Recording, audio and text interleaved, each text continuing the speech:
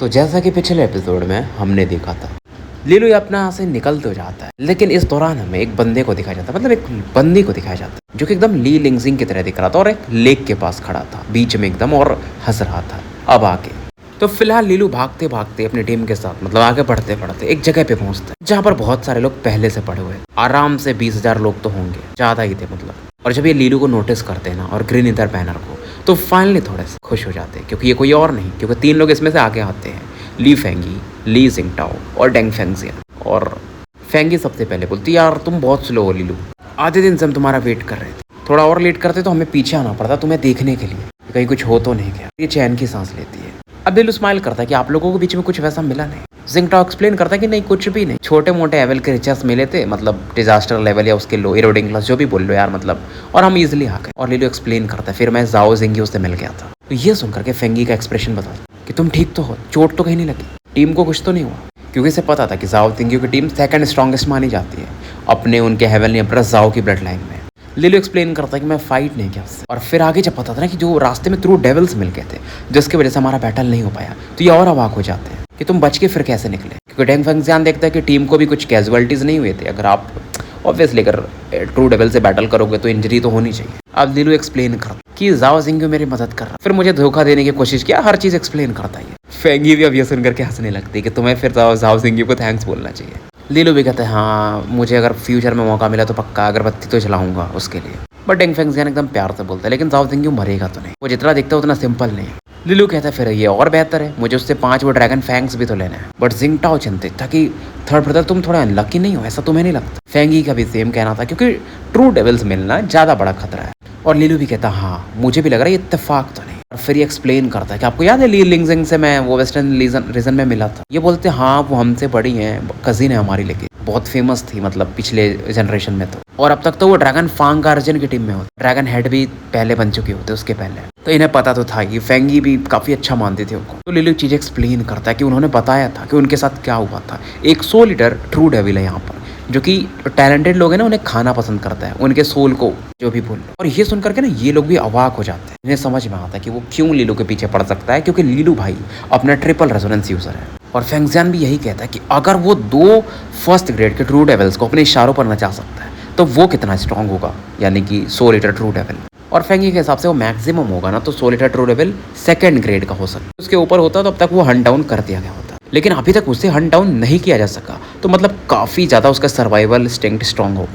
और डेंग फेंगजियान थोड़ा कैलकुलेटेड बंदा था, वो कैलकुलेशन कर रहा था कि ये लोग बात भी करते कि शायद यहाँ पर टोटल 10 ट्रू डेविल्स हो सकते हैं। अगर वो 100 लीटर ट्रू डेविल सबको कमांड कर सकते तो ये बड़ा प्रॉब्लम है, मतलब सभी लीलू के पीछे आ सकते हैं। फिलहाल लीलू कहता है वो सब छोड़ो, मैप ऑफ देखता और ये जहाँ पर वो फ्रूट इसे मिल सकता है, यार मैं उस फ्रूट का बार बार नाम नहीं लूंगा, बस समझ लो कि सैक्रेड इन्फेंट फ्रूट है। तो ये उस तरफ पड़ जाता है और उसके हिसाब से उधर आसपास में 4 ट्रू डेविल्स हो सकते हैं। और लीलू ये कहता है कि हम उनसे बैटल ही कर ले। तरीका काफी बोल्ड था, बट ये सुनकर के थोड़े से फेंगी हुई या जिंगटाओ और फेंगजियान भी उनका चेहरा एक बार को सिकुड़ सा कि आइडिया है तो खतरनाक। फिलहाल हमें एक माउंटेन एरिया को दिखाया जाता है जहाँ पर एयर ऑफ करप्शन जो था ना वो काफ़ी ज़्यादा था, और हवा में ना वो आवाज़ें जो डरावनी आती है कुछ वैसी आ रही थी। और वहाँ पर ना एक ट्रू डेविल्स को दिखाया जाता, और ये जो था ना वो बोन स्वॉर्ड ट्रू डेविल था, इसके बॉडी पर हड्डियाँ ही हड्डियाँ दिख रही थी। और इसका बैटल ली जिंगटाओ से हो जाता है। अब जिंगटाओ का सबसे खास बात आपको पता है, डिफेंस बहुत तगड़ा है, तो सामने वाला कितना भी अटैक कर ले उसके डिफेंस को नहीं भेद पा रहा था। लेकिन एक चीज़ और था कि ये जो बोन्स वर्ड ट्रू डेविल था ना वो और स्ट्रांग होते जाता है। और ली फेंगी को भी कहना पड़ा कि हाँ ये टर्टल सेल है, जब लीलू तारीफ करता है तो। और फेंगजियान को भी मानना पड़ता है, सीरियस टोन में कहता है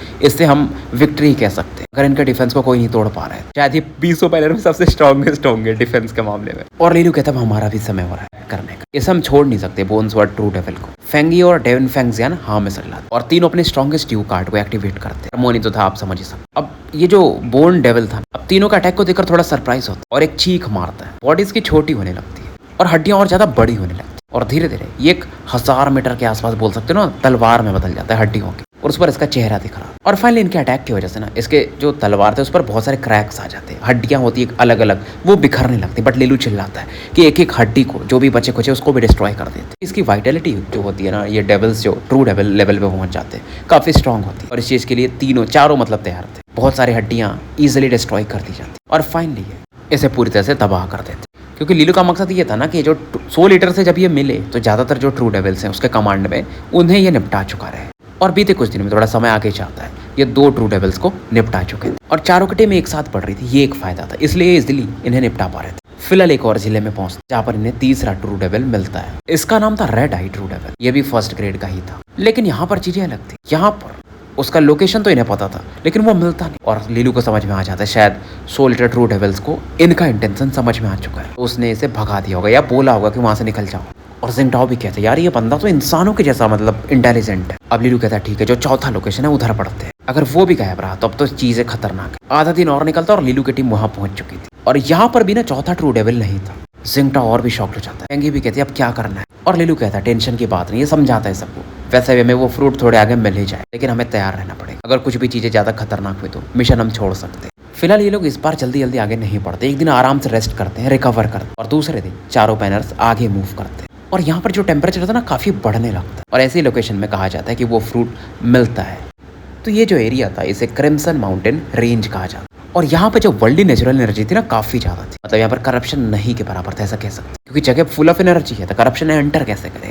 ऐसे ही जगह पर ना जो कल्टिवेटर्स आते हैं ऐसे जगह पे एंटर करते हैं अमरा केव वगैरह में या डार्क डोमेन में, तो उन्हें ऐसे जगह मिलता है जहाँ पर वो कल्टिवेट करके अपना कल्टिवेशन जल्दी बढ़ा पाते हैं। समझ सकते हो, क्योंकि यहाँ पर ट्रेजर्स भी ना रेयर वाले जो होते हैं वो मिल जाते हैं। फिलहाल एक तरह से लोग डार्क डोमेन के एकदम गहरे वाले एरिया में थे। फेंगी भी लीलो को चीजें एक्सप्लेन करती है, मतलब लीलो बोलता है ना काफी खुश था कि यार हम लोग अभी देखो ऑर्फन स्टेज पे है, लेकिन फिर भी ड्यूक लेवल के बंदों से बैटल कर पा रहे हैं डेविल से। बट है वो चीज़ ठीक है, लेकिन हमें अपने पावर पे भी रिलाई करना पड़ेगा।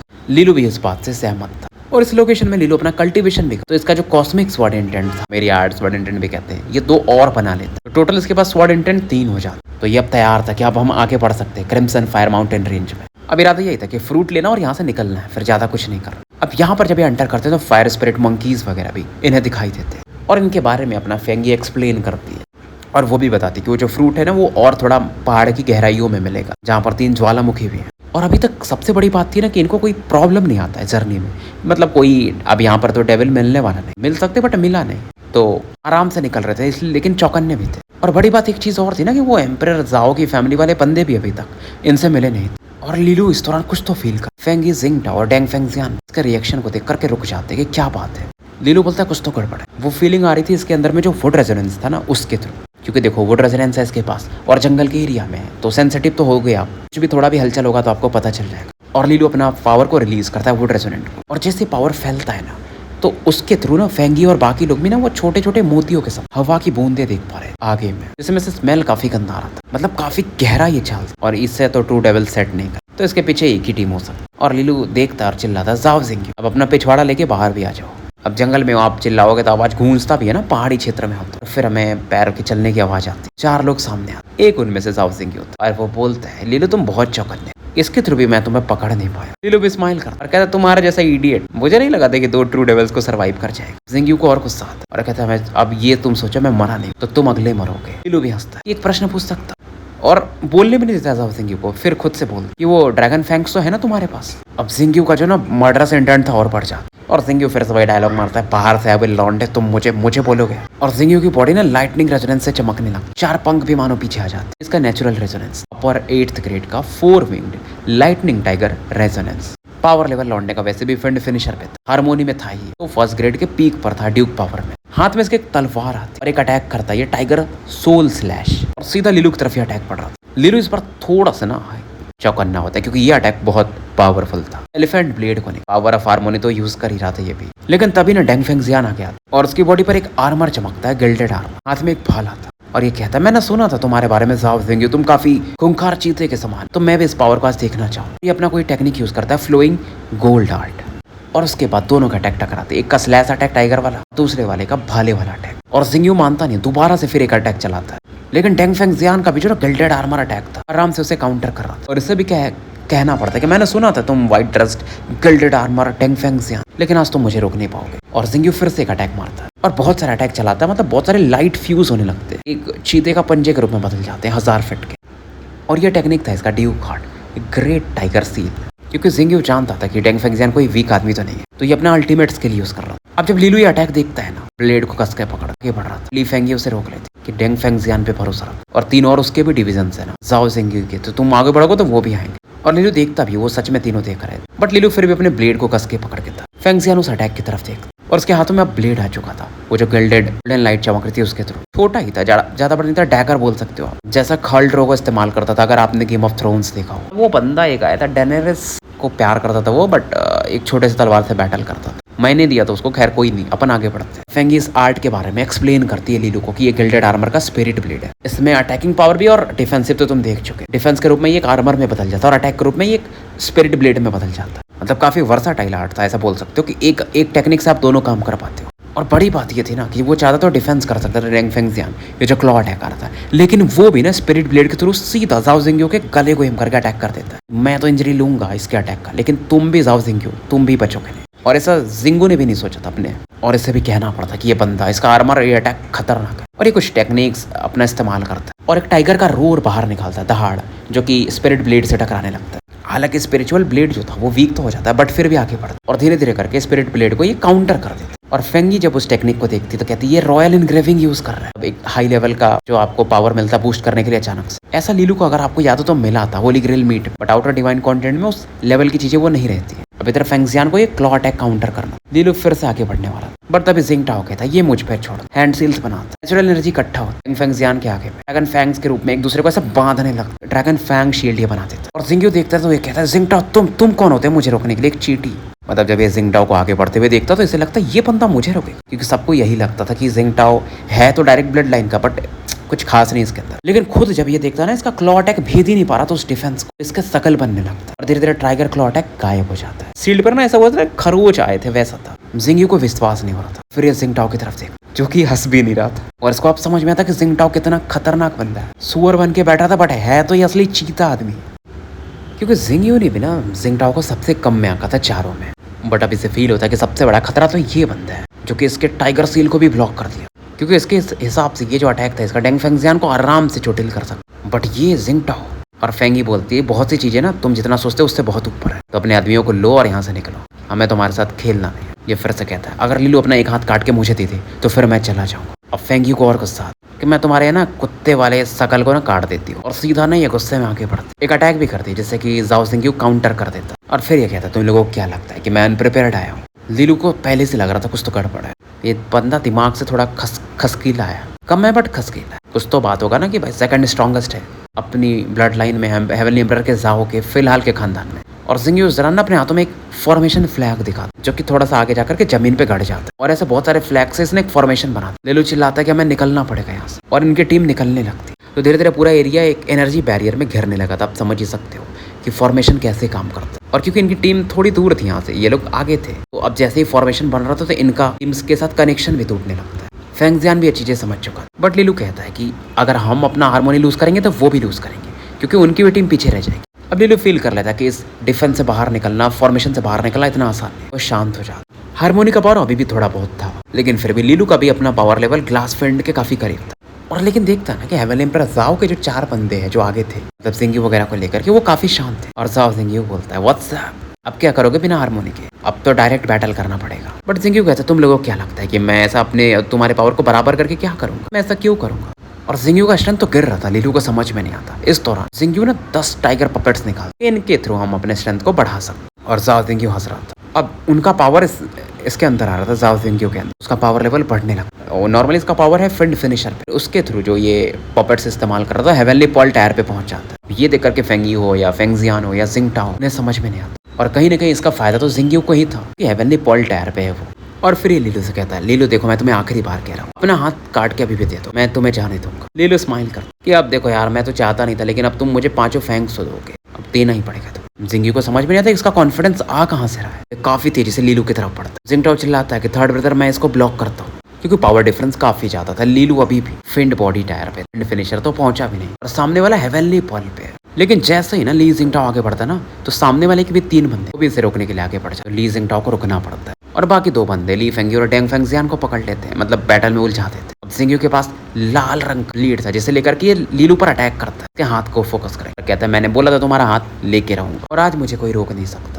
काफी अग्रेसिव अटैक था क्योंकि पावर लेवल भी इसका अच्छा था। और फेंगे चिल्लाती है लीलू पीछे हट जाओ, बट लीलू पीछे नहीं हटता है। ब्लेड की लाइट काफी बड़ी होती जाती है और लीलू के सामने आ चुकी है। लीलू क्या करता है ना, हल्का सा पैर पीछे करता है और एक किक मारता है। जिंगी हंसता है कि लगता है तुम सच में मरना चाहते हो। लीलू का किक जो था ना ब्लेड पर फोकस, मतलब लीलू का पैर कट जाता है। लेकिन जैसे ब्लेड और लीलू का किक टकराता है, लीलू के बॉडी से एक अलग पावर निकलता मानो और ब्लेड के टूटने की आवाज जाओ सिंह का चेहरा ही बन जाता। मतलब इसका ब्लेड इतना पावरफुल था भाई, इतना पावरफुल था कि फिनिशर को निपटा सकता, लेकिन लीलू के किक से फूट चुका था। इंटेंस एनर्जी तो थी अभी भी लीलू के पैर में, जो कि आगे बढ़ता सीधा उसके थोबड़े की तरफ। और जाव सिंह ने काफी दूर जाके गिरा, जितना तेजी से आया था उससे भी तेजी से जाकर के 100 मीटर दूर जाके गिरता। सभी जो बैटल कर रहे थे ना एकदम रुक जाते हैं और सिंह के टीम वाले तो हैरान थे लीलू के किक को देखकर। इवन लीलू के साइड भी कि बंदा जिया या मरा, क्या हुआ। और फिलहाल वो तीनों बैटल छोड़ के जाव सिंह की तरफ जाते हैं। सिंह का चेहरा एकदम ऐसा लग रहा था ना फट चुका था, मतलब खून से मुंह से खून की उल्टी कर रहा, चिल्ला रहा था असंभव। आवाज भी एकदम निकल नहीं पा रही थी, असंभव, क्योंकि इससे भी विश्वास नहीं होता कि इतना पावरफुल किक कैसे,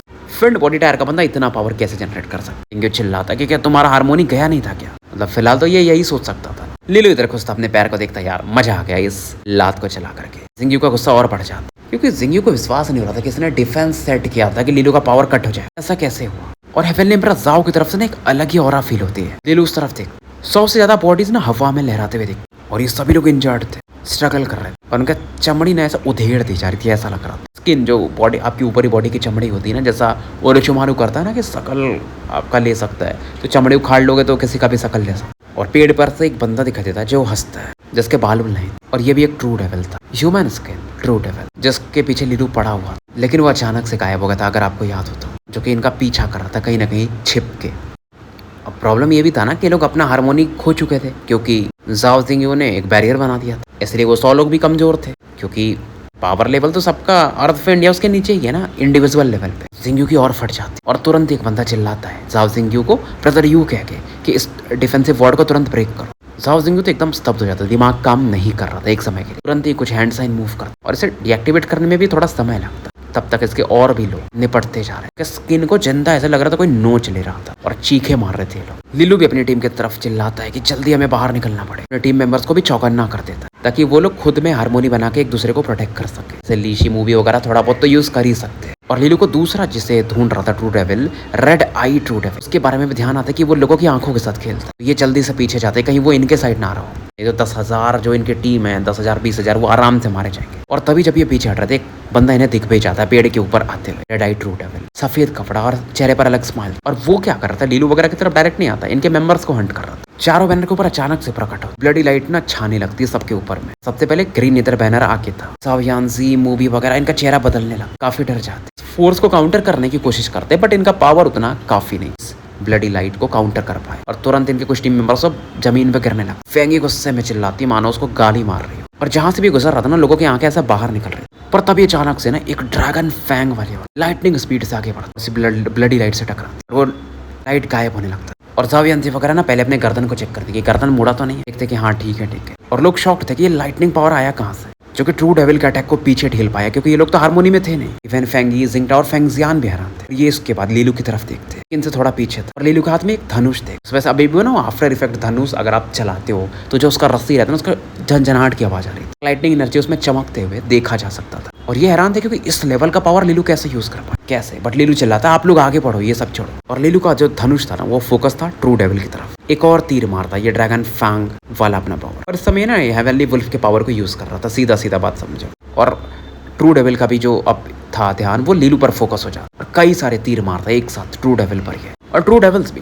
कोशिश तो कर रहा था कि इन लाइटनिंग अटैक्स को ब्लॉक कर भी रहा था, लेकिन कुछ कुछ अटैक लग भी रहे थे। उधर जाव सिंह डिफेंस तोड़ चुका था जो इसने बनाया, और उसकी टीम में तो बहुत सारे लोग खून से लथपथ हो चुके थे, बहुत लोग मर भी चुके थे। इसका ही जो इस्तेमाल करने का तरीका था, इसी पर कहर बन के बरपा था और तुरंत ही हार्मोनी एक्टिवेट करवाता अपनी टीम का, क्योंकि अब इससे वो फेस वाले ट्रू डेविल से डील करना था।